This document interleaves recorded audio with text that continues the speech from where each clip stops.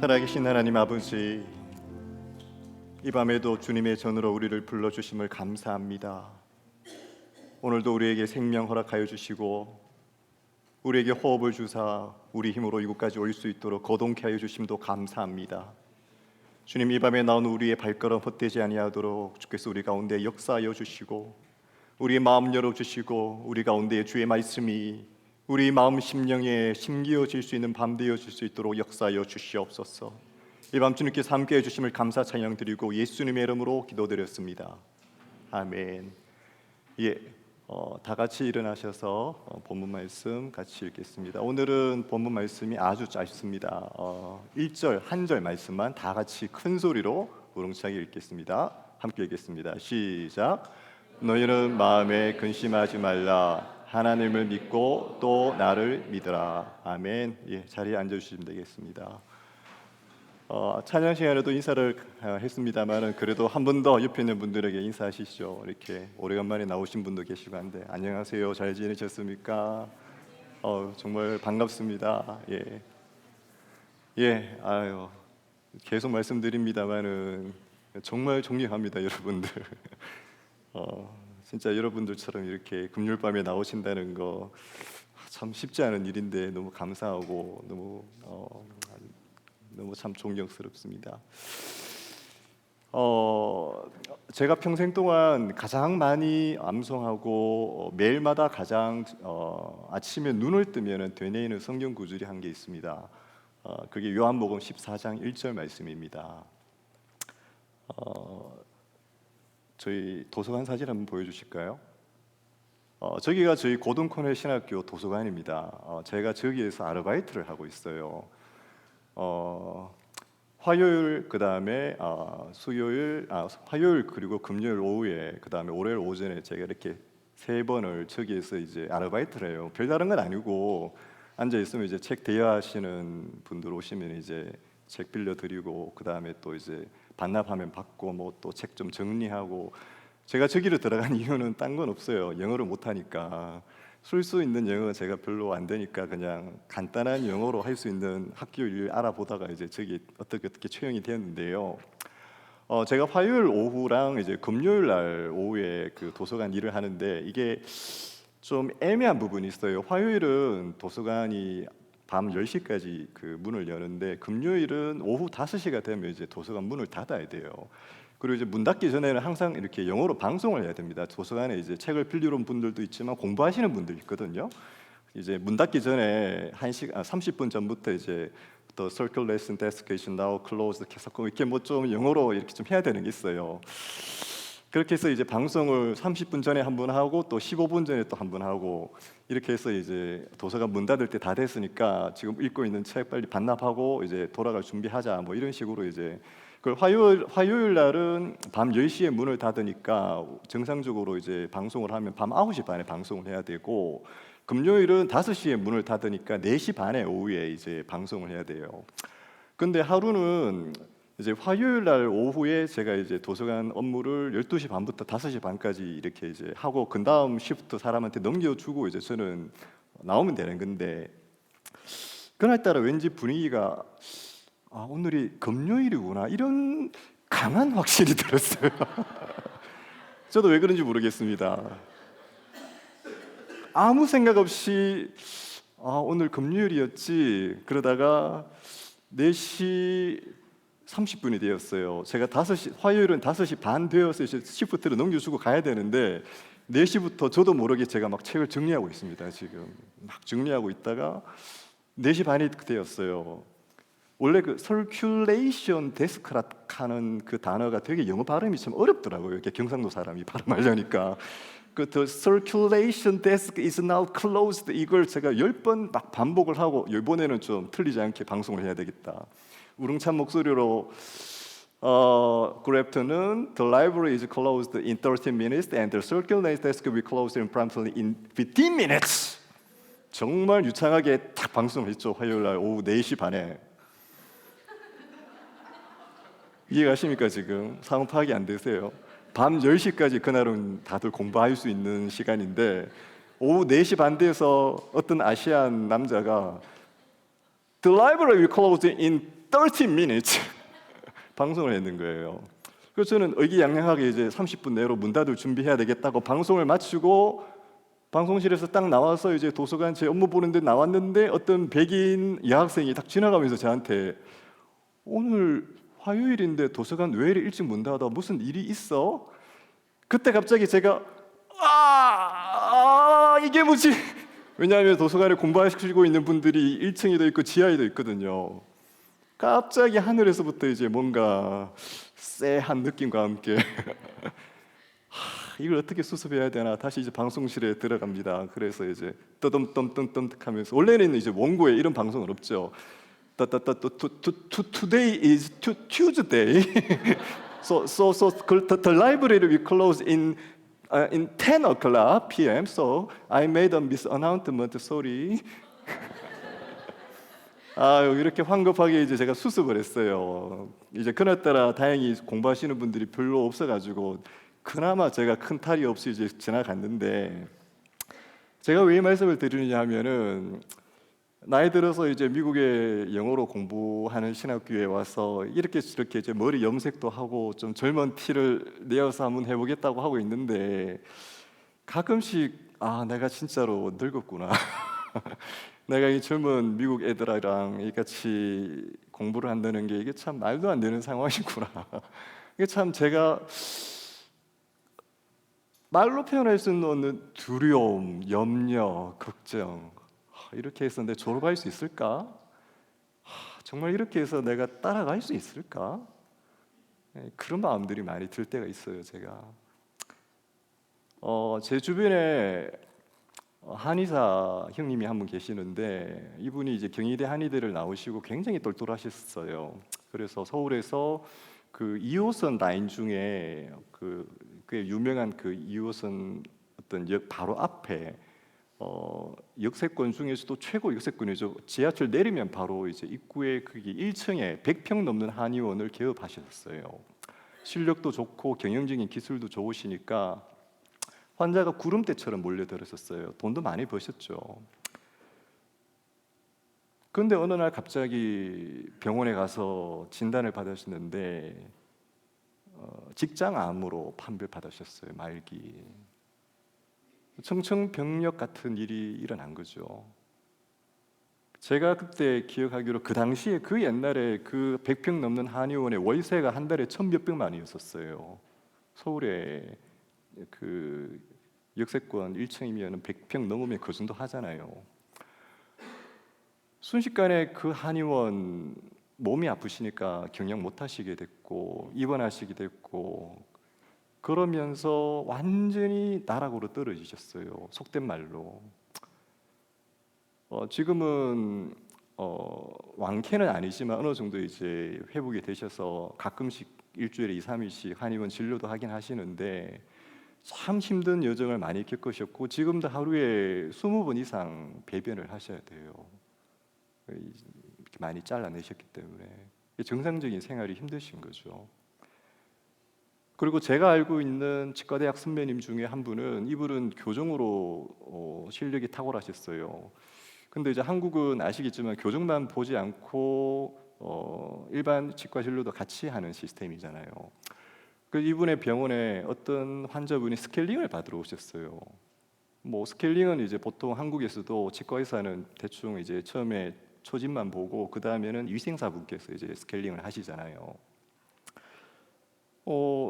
이 형님이 이제 그 환자 초진을 하시고 스케일링을 위생사분이 하셨어요. 근데 그 다음 날 돼서 이 환자분이 스케일링을 받고 다시 치과에 찾아왔는데 밤새도록 지혈이 안 되어 가지고 피가 철철철해서 오셨어요. 그래서 저희 그 선배님이 응급으로 이제 그 마취를 해서 잇몸과 잇몸 치아 사이의 모든 잇몸을 이제 실로 블랙실크로 다 이렇게 이렇게 다 매듭을 하셨어요. 지혈을 시키신다고. 그렇게 하시고 응급실로 보내셨어요. 안타깝게도 그 환자분은 돌아가셨어요. 병명은 급성 백혈병이었습니다. 저희들이 살다 보면은 참 말도 안 되는 것 같은 이런 일들이 저희 살아가는 세상이 일어나는 거죠. 때로는 우리가 참 즐겁고 행복하게 사는 것 같습니다만은 한편으로 생각하면 지뢰밭과 같은 이 세상을 살아가면서 때로는 우리 가운데 염려, 근심, 걱정, 두려움 그거로부터 자유로울 수 있는 사람이 얼마나 될까요? 제가 매일 아침에 눈을 뜰 때마다 기숙사에서 눈을 뜰 때마다 요한복음 14장 1절 말씀을 되뇌입니다. 너희는 마음에 근심하지 말라. 하나님을 믿으니 또 나를 믿으라. 제가 이렇게 한 지가 벌써 20년 넘었습니다. 저는 아침에 눈을 뜨면 이 말씀부터 먼저 되뇌입니다. 우리 인생이 그렇게 쉽지 않은 거죠. 어디서 무슨 일을 만날든지. 오늘 요한복음 14장 말씀은 예수님께서 다락방 강론이라는 부분으로 저희들에게 말씀을 주시고 있는 내용 중에 일부분입니다. 다락방 강론은 예수님께서 유언과 같은 말씀으로 십자가를 지시기 전에 제자들에게 나눠주신 말씀인데, 특별히 요한복음 14장은 주님께서 두려움과 걱정 가운데 있는 제자들에게 위로와 소망을 주시는 말씀이에요. 오늘은 제가 이제 14장 1절부터 14절까지를 말씀을 함께 나누고 다음번에 제가 또 후반부를 같이 나누기를 원하는데요. 먼저 제자들의 상황에 대해서 제가 좀 말씀을 드리고자 합니다. 요한복음 13장 21절입니다. 예수께서는 이렇게 말씀하시고 나서 심령으로 몹시 괴로워하며 말씀하셨습니다. 내가 진실로 진실로 너희에게 말한다. 너희 중 하나가 나를 배반할 것이다. 지금 주님께서 제자들에게 갑자기 13장에서 말씀을 하십니다. 너희 중 하나가 나를 배반할 것이다. 그리고 요한복음 13장 33절 말씀입니다. 자녀들아, 이제 잠시 동안은 내가 너희와 함께 있을 것이다. 그러나 너희가 나를 찾을 것이다. 내가 전에 유대 사람들에게 말한 대로 너희에게도 말하는데 내가 가는 곳에 너희는 올 수 없다. 주님께서 두 번째 폭탄 선언을 또 하세요. 제자들에게 나 이제 떠나간다. 근데 내가 가는 곳에 너희는 못 와. 요한복음 13장 38절 말씀입니다. 그러자 예수께서 대답하셨습니다. 내가 정말 나를 위해 내 목숨이라도 바치겠느냐? 내가 진실로 진실로 네게 말한다. 닭이 울기 전에 네가 나를 3번 부인할 것이다. 베드로가 예수님, 저는 어디든지 어디라도 주님을 따라가겠습니다 라고 이야기를 하니까 예수님이 베드로에게 말씀하십니다. 너가 나를 따라온다고 너가 나를 3번 부인할 것이다. 지금 제자들은 완전히 쇼크 상태에 들어와 있습니다.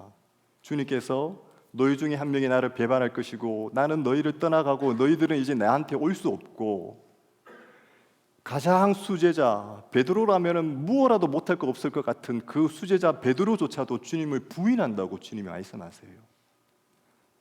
청청병력과 같은 이 소리들 가운데에서 제자들은 근심, 걱정, 두려움 가운데 완전히 압도당하게 됩니다. 자기들이 모든 걸 내려놓고 따랐던 예수가 떠나간다고 하고, 예수가 가는 곳에 자기들은 갈 수도 없다고 하고, 베드로는 부인할 것이라고 하고, 세상의 모든 소망이 송두리째 다 날아가는 것 같은 이 두려움 속에서 주님께서 14장 말씀을 말씀하고 계십니다. 두려움이 인간에게 어떤 것일까요? C.S. 루이스의 책 중에 나니아 연대기 중에 새벽 출정 후의 항해라는 책이 있습니다.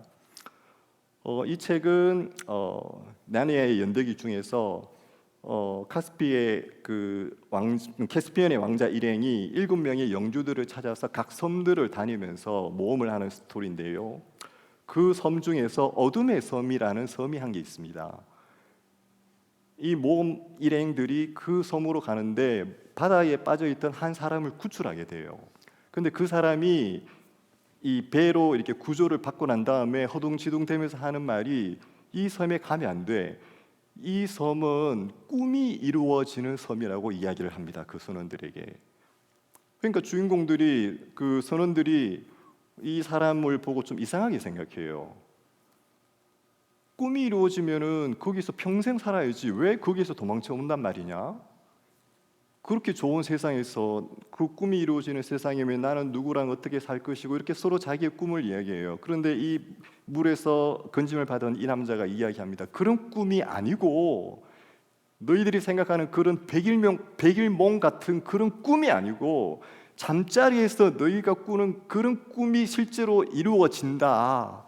무슨 말인가 하면은 밤에 잠자리에 가기가 무서울 정도로 두렵고 치가 떨리게 만드는 그 악몽과 같은 꿈들이 실현되어지는 실제로 일어나는 꿈이 이 섬이야 라고 이야기를 합니다. 그런데 재미있는 것은 그 이야기를 듣자마자 그 배의 모든 선원들이 누구나 다 할 것 없이 잠시 잠깐의 고요함 뒤에 갑자기 다 노를 저으면서 모두 다 목숨을 걸고 그 섬에서 반대 방향으로 배를 틀려고 노력하게 됩니다. C.S. 루이스가 왜 이 책에서 이런 스토리를 적었을까요? 저는 그렇게 생각해 봅니다. 우리 인간들에게는 누구나 다 우리 마음속에 두려움과 공포의 대상이 있는 거예요. 밤에 잠자리에서 꿈에서뿐만 아니라 누구나 다 그 두려움이 현실로 이루어질까 봐 두려워서 누구나 그 일로부터 다 도망치려고 하고 있는 것들이 우리 인간의 모습인 거예요. 이런 두려움의 모습 속에 제자들이 갇혀 있고 오늘 주님께서 이 제자들의 모습을 통하여 우리 가운데 요한복음 14장 말씀을 전하고 계십니다. 14장 1절부터 6절까지의 말씀 먼저 같이 읽겠습니다. 먼저 다 같이 한 절 읽고 제가 또 한 절 여러분과 나누고 또 넘어가고 이렇게 하겠습니다. 다 같이 읽겠습니다. 시작. 너희는 마음에 근심하지 말라. 하나님을 믿고 또 나를 믿으라. 지금 제자들은 완전한 근심에 완전히 둘러싸여 있어요. 이 제자들에게 주님이 말씀하십니다. 너희는 마음에 근심하지 말라. 하나님을 믿고 또 나를 믿으라. 여러분 아시겠지만 믿는다는 단어의 뜻은 단순히 어떤 존재를 내가 지적으로 동의한다는 말이 아닙니다. 저 말은 의지한다, 의탁한다, 맡긴다. 너희들이 하나님을 믿고 의지하는 것처럼 이제는 나에게도 나를 의지하고 믿으란 말씀을 하시는 것이죠. 그 다음 2절 말씀입니다. 다 같이 읽겠습니다. 네 아버지 집에는 있을 곳이 많다. 그렇지 않았다면 너희에게 미리 말해 두었을 것이다. 나는 너희가 있을 곳을 마련하러 간다. 주님께서 말씀하십니다. 내가 이제 가는데 내가 가는 것은 너희가 있을 곳을 마련하기 위해서 간다. 너희를 위해서 내가 너희 있을 곳을 마련하려 간다고 말씀하십니다. 3절 말씀입니다. 같이 읽겠습니다. 내가 가서 너희가 있을 곳을 마련하면 다시 와서 너희를 내게로 데려갈 것이다. 그러면 너희도 내가 있는 곳에 함께 있게 될 것이다. 주님이 약속하십니다. 내가 너희를 데리러 올 것이고 그리고 내가 있는 곳에 너희도 이제 함께 있게 될 것이다.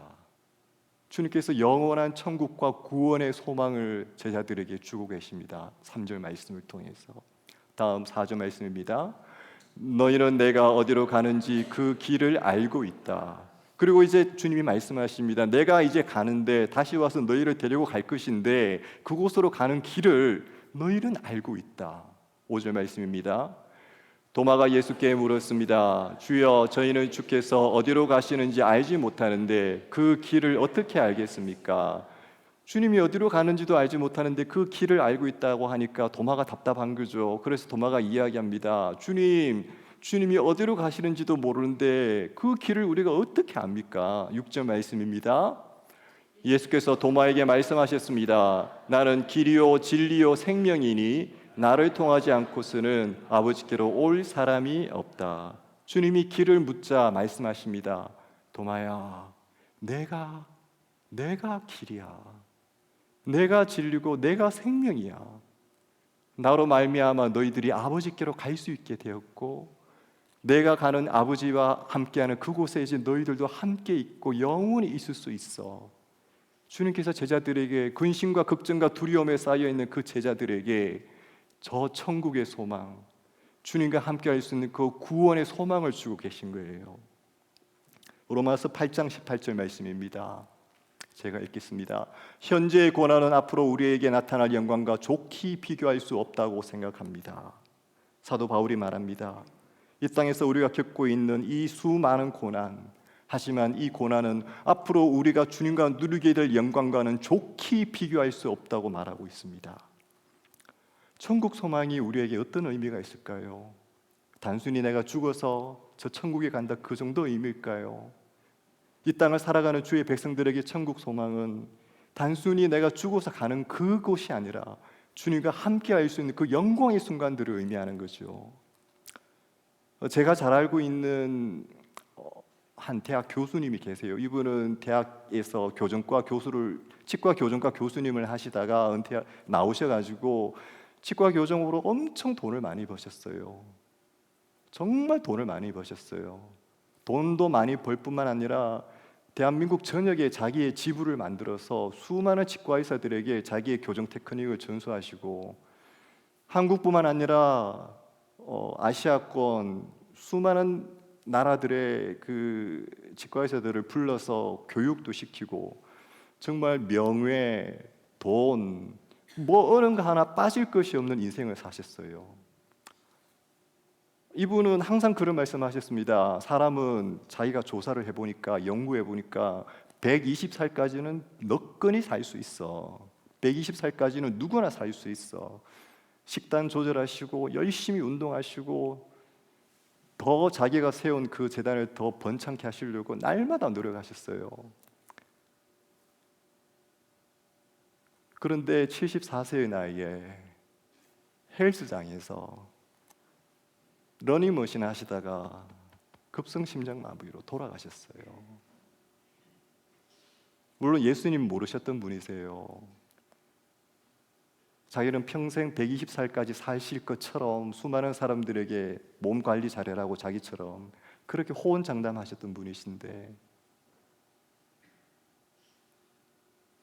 제가 알고 있는 또 다른 분이 계십니다. 이분은 제 모교회 예전에 잠깐 담임하셨던 목사님이세요. 시골에 참 별로 가진 것 없는 목사님이세요.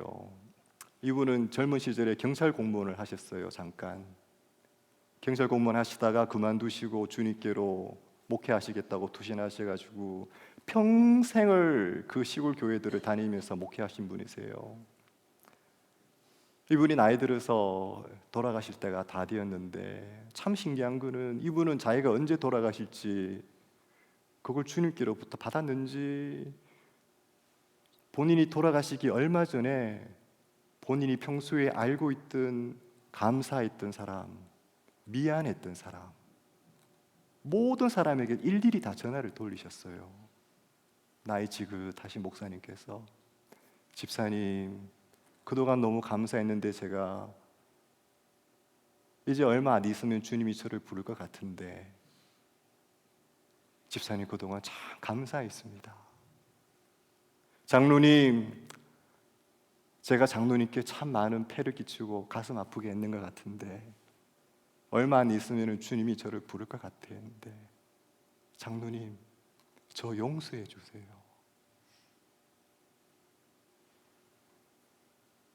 그 가진 거 별로 없는 그 노 목사님 85세에 소천하셨는데 주님이 자기를 부를 것 같다고 하셨던 그 순간에, 그 타이밍에 돌아가셨어요. 돌아가시기 전에 자기 지인들에게 전화 다 돌리시고 얼마 안 되는 그 자기 유산 지방의 그 작은 신학교에 다 기타 가시고 자기가 가지고 계시던 그 수많은 책들, 평생 소장하셨던 모으셨던 그 책들 그 신학교에 다 기부하시고 그렇게 주님 안에서 죽음을 맞이하셨었어요. 저는 그 두 분의 죽음을 생각하면서 우리 크리스찬들에게, 우리 기독인들에게 천국 소망이 어떤 것인지 다시 한번 되새겨보게 되었습니다. 우리에게 두려움이 많고 근심이 많고 걱정이 많습니다. 하지만 우리에게는 천국 소망이 있습니다. 오늘 주 예수님께서 우리에게 그 소망을 주고 계십니다.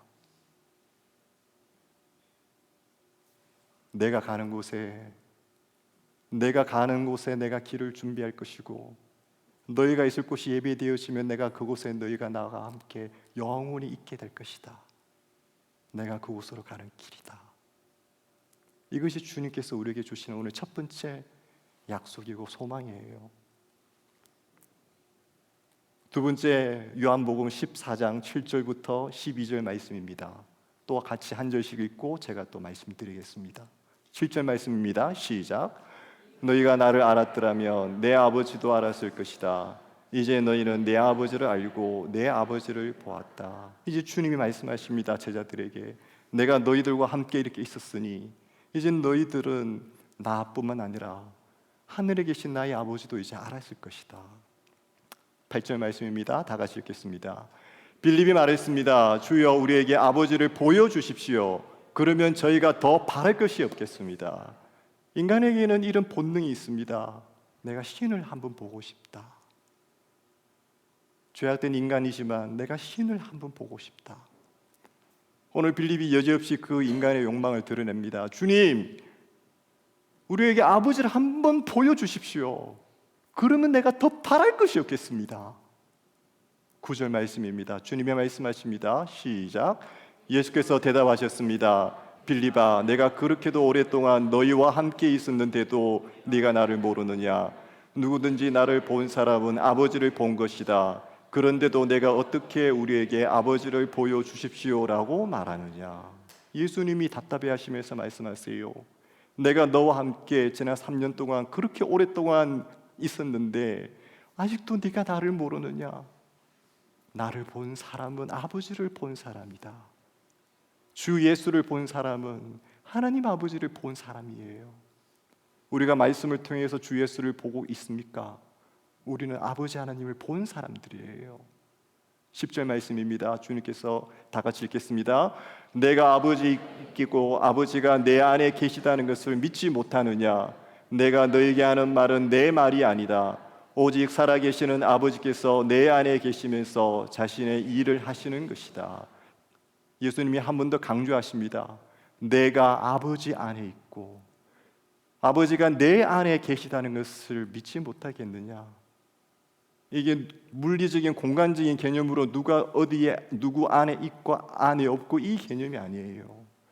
하나님 아버지와 예수 그리스도의 친밀한 그 관계, 그 관계를 네가 지금 깨닫지 못하고 있느냐, 이 말씀이에요. 11절 말씀입니다. 내가 아버지 안에 있고 아버지께서 내 안에 계시다는 것을 믿어라.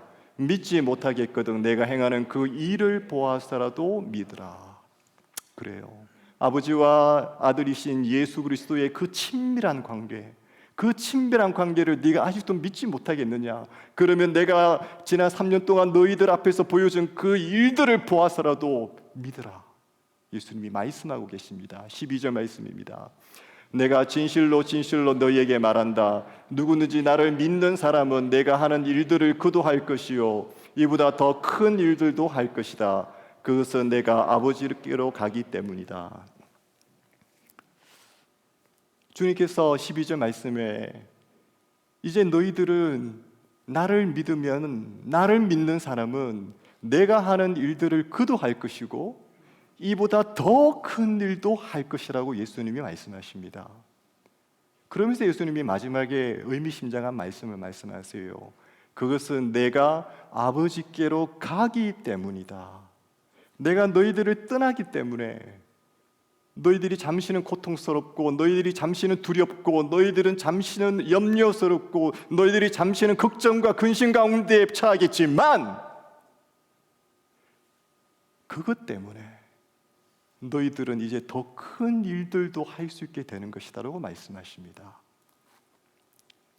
물론 저기에서 말하는 더 큰 일은 질적인 부분이 아니고 양적인 일이겠죠. 예수께서 하신 그 일을 우리가 질적으로 뛰어넘을 수는 없겠지만 주님이 한 분으로서 물리적인 공간 안에 갇혀서 하실 수밖에 없었던 그 일들을 제자들은 이제 뛰어넘어서 더 멀리 더 큰 일들을 할 수 있게 된다는 말씀이죠.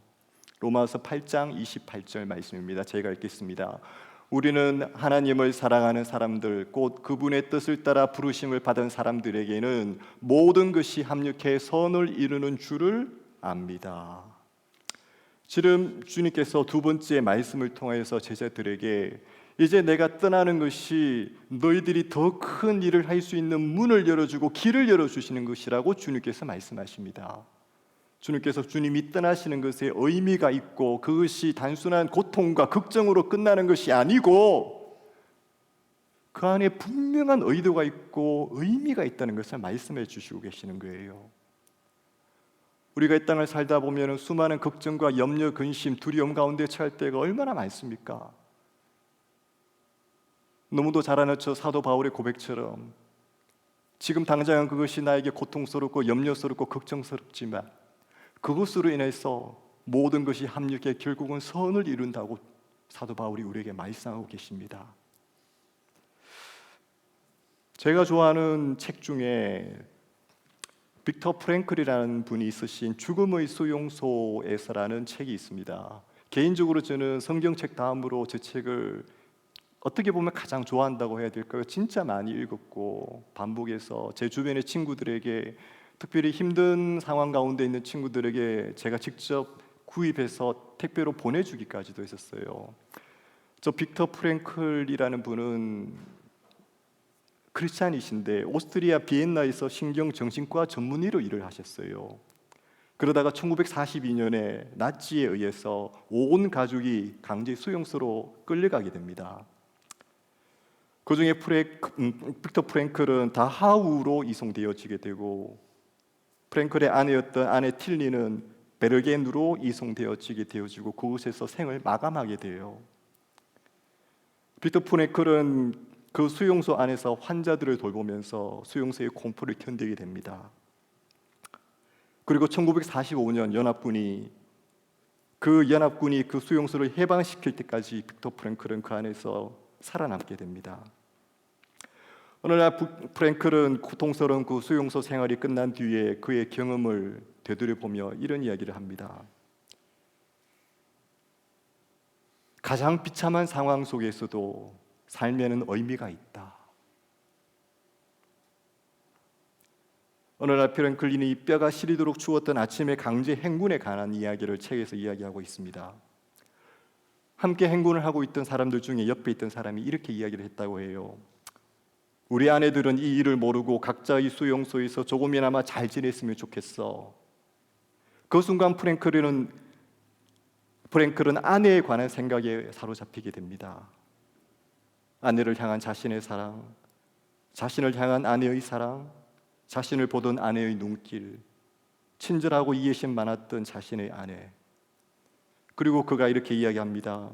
이 세상 모든 것을 잃어버린 사람이라 해도 살아가는 사람을 생각할 땐 아주 잠시나마 행복을 느낄 수 있다는 점이 이해가 갔다. 지독한 추위와 절망이 가득했던 그날 아침, 빅터 프랭클은 최악의 고난 속에서도 사랑하는 사람을 떠올리며 얻게 되는 위로와 행복의 의미를 발견하게 되었다고 합니다.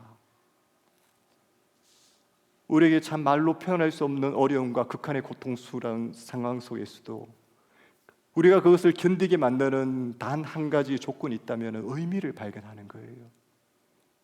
비록 그 일이 해결되지 않고 비록 그 일이 계속되어지는 것처럼 보이지만 그 가운데서 의미를 느낄 때 사람들은 그것을 견디고 이겨낼 수 있는 힘을 가지게 되는 겁니다.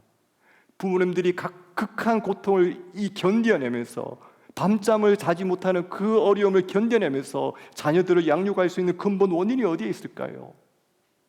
자녀를 키울 때 느끼는 의미가 있는 거예요.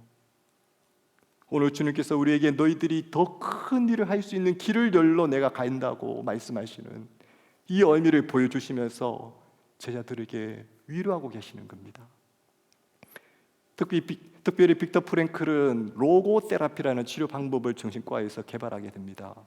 그가 정신과에서 말하는 방법은 인간에게 고통과 어려움 속에 있는 사람에게 그 고통과 시련과 어려움 속에서도 의미를 발견하게 한다면 인간은 그 어려움을 견뎌내고 이겨내게 된다는 거예요. 요한복음 4장 13절에서 14절 말씀입니다. 13절 말씀 같이 읽겠습니다. 너희가 무엇이든지 내 이름으로 구하면 내가 다 이루어 주겠다. 이는 아들을 통해 아버지께서 영광을 받으시게 하려는 것이다. 주님께서 제자들의 천국의 소망을 주십니다. 그리고 이제는 너희들이 더 큰 일을 할 수 있는 길을 열려고 내가 간다고 주님께서 소망을 주십니다. 이제 오늘 본문의 마지막으로 주님께서 기도의 소망을 주고 계십니다. 너희가 무엇이든지 내 이름으로 구하면은 다 이루어주겠다. 14절 말씀 다 같이 읽어보겠습니다. 시작. 너희는 내 이름으로 무엇이든지 구하라. 그러면 내가 다 이루어주겠다. 주님께서 우리에게 주시고 있는 가장 확실한 약속 중에 한 개가 기도의 약속입니다. 계속해서 제가 강단했을 때마다 기도에 대해서 말씀을 드리는데 저에게 있어서 기도는 공기와도 같았어요. 사진을 하나 보여주시겠습니까? 저희 어머니 사진은 아니에요. 저거는 오해하시면 안 돼요. 제가 인터넷에서 구글링 하다가 찾았는데 제 어린 시절의 모습과 너무 닮아서 저도 모르게 그냥 쓸어 담았어요.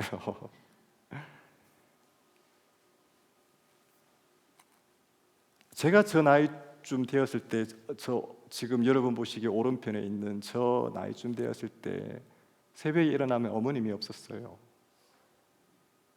어머님은 항상 30분 떨어져서 저 밤에 그 시장 한 통로를, 그 야심하고 무서운 그 시장 한 통로를 그 새벽에 뚫고 가셔서 새벽 기도를 하셨어요. 마룻바닥에서. 제가 저 나이쯤에 눈을 뜨면 엄마가 없어요. 새벽 4시에.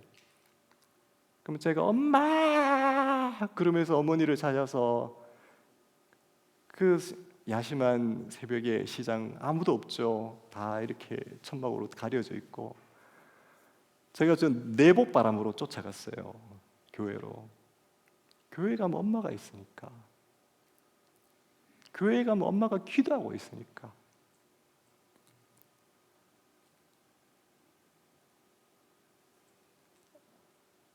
저에게 있어서 기도는 진짜 호흡과 같은 것이었어요. 저희 어머님이 어느 날 제가 초등학교 2학년 때였어요. 학교를 다녀오니까 너 엄마랑 어디 좀 같이 가자 이러면서 어디를 데려가셨는데 저희 교회 권사님이 하시는 조그마한 피아노 교습소에 저를 데리고 가셨어요. 제대로 된 큰 학원이 아니고 피아노 한 대 집에 갖다 놓고 이렇게 가르치시는 조그만 교습소 같은 거였는데 어머님이 저에게 피아노를 배우라고 하시더라고요. 이야기를 들어보니까 너가 이제 남자니까 크면은 군대를 가야 되는데 군대를 가면은 피아노를 잘 치면 상관들이 이뻐해 준다더라. 그러니 지금부터 피아노를 배우도록 하여라. 영문도 모르고 제가 이제 끌려가서 도레 도레 도 도레 미파 솔파 미레 도 바이올부터 시작했어요. 그래서 이제 피아노를 배우기 시작합니다. 2학년 때부터 3학년, 4학년, 6학년. 그리고 진짜로 어머님이 그 가난한 환경인데도 돈을 어떻게 모으셨는지 중고 피아노를 한 대 사셔서 제가 중학교 때부터는 집에서 피아노를 연습을 했었어요. 어머님은 새벽마다 나가셔가지고 기도하셨죠. 주님, 저희 아들 피아노 배우는데 군대 가서 상사들 사랑받게 해주세요. 근데 어떤 일이 벌어졌을까요? 제가 치과대학에 들어가게 됐어요. 여러분 아시겠지만 의과대학, 치과대학 남자들은 군대를 안 갑니다. 저희들은 군의관으로 가든지 아니면 이제 보건소에 공중보건의사로 가든지. 저는 일찌감치 군의관 안 가려고 마음먹었어요. 그 빡신데 군의관 가서 나는 공중보건의사 갈 거야. 제가 치과대학 들어가고 난 다음에 어떤 생각을 했을까요? 아이고 우리 어머니 그렇게 기도 많이 하시더니만 결국 피아노 배웠는 거 헛거네, 날아갔네. 제가 이렇게 얘기했었어요, 속으로. 진짜 저는 그런 줄 알았어요. 제가 이제 군대를 안 가니까 제가 군에서 피아노 칠 일은 전혀 없을 거라고 생각했어요. 공중보건의사가 시골 보건소에서 피아노 치면서 환자 이빨 보진 않잖아요.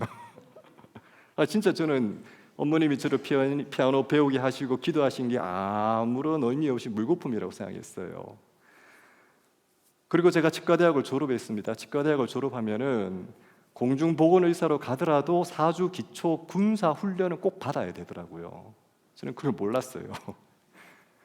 4주 기초 군사훈련 한 달을 받으러 경기도 화성에 저희가 이제 훈련을 받았는데 전국에 의과대학, 치과대학 뭐 이렇게 공중보건의사 배치받는 젊은 남자들이 이제 훈련을 받고 얼마나 힘듭니까? 나이 많아가지고 이 뒹굴고 하려니까 쉽지 않죠. 근데 그 와중에 그 사막의 오아시스처럼 교회를 보내주더라고요. 그런데 교회를 일주일에 3번이나 보내줘요. 수요일 날 저녁 예배, 토요일 날 오후에 찬양 예배, 4번이에요. 주일 날 오전 예배, 주일 날 오후 예배. 예, 이제 주일 날 교회를 처음에 딱 갔는데 그 다음 번에 갔는가? 이렇게 두 줄로 저희 이제 보건의사 배치되는 사람들이 이제 훈련병들이 앉아 있는데 이제 소대 2개로 이렇게 앉아 있는 거예요, 두 줄로. 갑자기 그 군종병인가요? 하여튼 그분이 앞에서 자, 이 중에 피아노 칠 수 있는 사람 앞으로 나온다. 저희 옆에 있는 소대에서 딱 손을 들고 어떤 친구가 한 명 나왔어요. 자, 이 소대 나온다. 아무도 손을 안 들어요. 아무도. 제가 손을 들고 나가야 되나 말아야 되나, 나가야 되나 말아야 되나. 근데 아무도 손을 안 들어요. 에라 뭐 모르겠다, 나가자 싶어서 제가 딱 나갔어요. 이제 이 친구하고 저하고 이제 2명이 나온 거예요. 자, 1소대부터 피아노 연주해 본다. 실시. 앞에 이제 피아노가 있어요. 그 친구 정말 잘 치더라고요. 기똥차게. 하나님의 음성을 듣고자, 이 찬양 아시죠? 정말 제가 봐도 이 친구는 화성학을 전공했는 친구인 것 같아요. 정말 잘 쳐요. 우리 예배팀 그 하시는 분들 뛰어넘을 정도로 정말 잘 쳤어요. 제가 속으로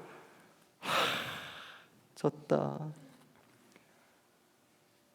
자, 이소대 대표 피아노 친다. 뭘 치지? 그래, 실로암. 어두움 도레미레도 이 알잖아요, 그죠? 막 치고 이거 한 번 쫙 끄어주는 거, 피아노 이렇게 쫙 하면 이게 앞군이에요. 제가 막 치고 이렇게 막 한 몇 번 이렇게 끄어줬어요. 그리고 딱 맞췄어요. 누가 이겼을까요? 하나님의 이분이 이겼을까요? 도레미레 제가 이겼어요. 그래서 그날부터 교회를 가면은 피아노를 제가 치게 됐어요. 실력은 이 친구가 분명히 더 좋은 것 같은데 이 친구가 선곡을 잘못했어요. 제가 보니까 군대에서 이거 아니에요. 이거 나와야 돼. 이거. 근데 제가 했을 땐 이거 나왔거든요. 근데 제일 감사했던 거는 군대는 교회를 가면 초코파이를 줘요. 그런데 반주하는 병사에게는 초코파이를 2개를 줍니다. 일주일에 4번 간다고 했잖아요. 제 관물하면은 초코파이가 차고 넘쳤어요. 왜냐하면은 일주일에 저는 초코파이 8개, 남는 초코파이 저한테 다 줬어요. 군종병이. 제 옆자리에 저희 치과대학 친구가 있었는데 철령아, 초코파이 하나 주면 안 되겠나? 그래서 제가 초코파이 나눠주고 제가 그렇게 군 시절을 4주를 보냈어요. 기차 군사 훈련을 받으며. 때로는 우리의 기도가 정말 의미 없는 것 같고 응답되지 않는 것 같아요. 제가 치과대학을 졸업할 때 저랑 가장 친했던 친구가 저에게 이야기를 합니다. 철령아, 나랑 구강외과 같이 수련하자. 그 친구 저번에 제가 말씀드렸죠. 부산에 기업하고 있는 친구. 그때 참 제가 고민이 많았어요.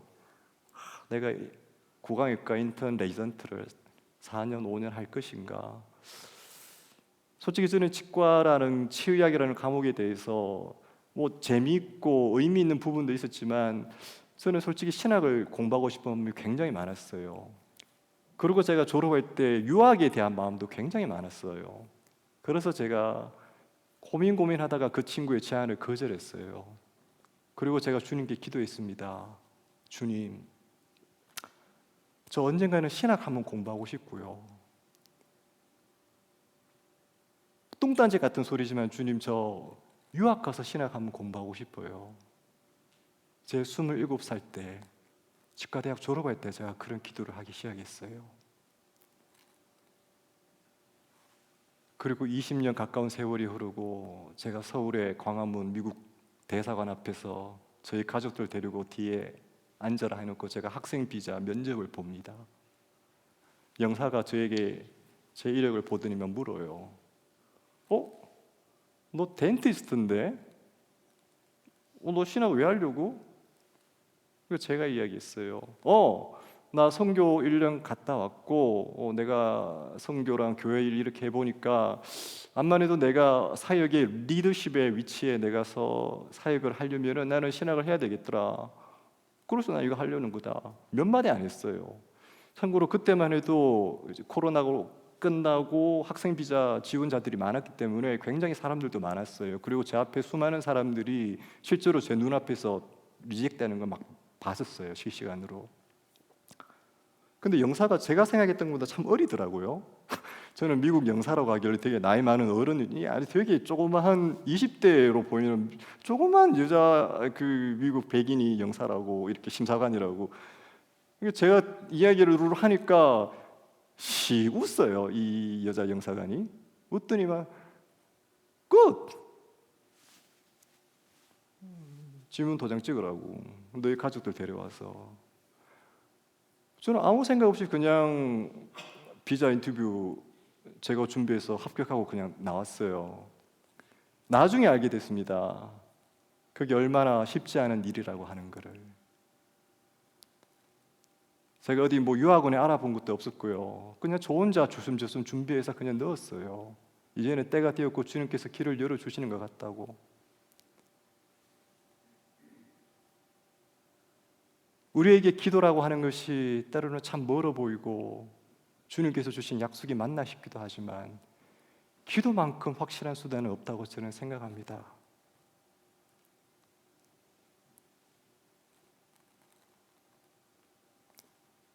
우리가 기도할 때 우리 가운데 있는 고난을 주님께서 없게 만들어 주시든지 아니면 우리 가운데 있는 그 염려와 근심 가운데서 이길 수 있는 믿음을 주시든지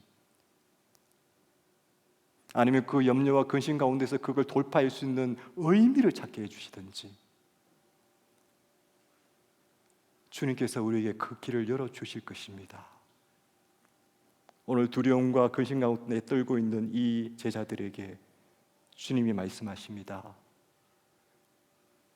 비록 내가 떠나는 것이 너희에게 염려와 걱정과 근심과 두려움이 되겠지만 저 천국의 소망이 이제 너희들에게 열렸고 이제 내가 떠나는 것으로 말미암아 너희들은 더 큰 일을 할 수 있게 되었고 너희들이 간구하는 것 비록 너희들이 원하는 그들의 방법은 아니라 할지라도 너희들이 간구하는 것을 다 이룰 수 있도록 내가 길을 열려주게 되었다. 오늘 주님께서 제자들에게 주셨던 이 동일한 메시지가 우리에게 주어지기를 원합니다. 염려, 근심, 걱정 가운데 밤잠을 이루지 못하는 우리 인생들 가운데에 저 천국의 소망 주시고 우리 가운데에 더 큰 일 할 수 있도록 주께서 길을 열어주시고 우리의 기도 가운데 응답해 주심의 소망 주심 이 밤에 다시 한 번 더 되시옥을 보기를 원합니다. 마지막으로 다 같이 요한복음 14장 1절 말씀 한 번만 더 다 같이 합독하시도록 하겠습니다. 큰 소리로 같이 한번 합독하겠습니다. 시작! 너희는 마음에 근심하지 말라. 하나님을 믿고 또 나를 믿어라. 아멘. 같이 한번 찬양 드리기를 원합니다.